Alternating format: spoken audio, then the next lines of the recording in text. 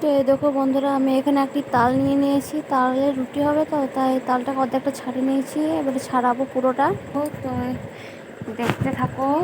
তালের রুটি হয়তো সবাই খেয়ে আছো, তো আজকে করছি তাই তোমাদের সাথে শেয়ার করছি। তো এই দেখো বন্ধু, তাল মারা শুরু করে দিয়েছি।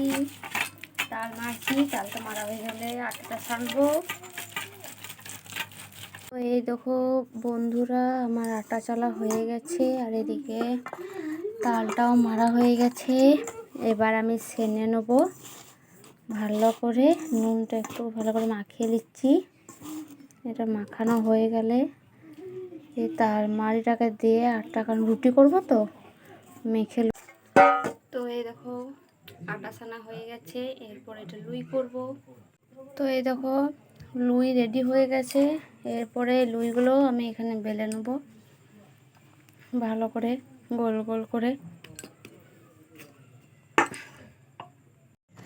তো এই দেখো আমার রুটি বেলা হয়ে গেছে, আর এদিকে আমার বর রুটি সেঁকছে, দেখে না। তো এই দেখো গরম গরম তাল রুটি হয়ে গেছে। এরপরে মাংস হবে, মাংস চলে এসেছে বন্ধুরা। এই দেখো মাংস চলে এসেছে। এদিকে আমার পেঁয়াজ বানানো, তার রসুন লঙ্কা সব রেডি হয়ে গেছে। এরপরে তেল দিয়ে দিচ্ছি পরিমাণ মতো।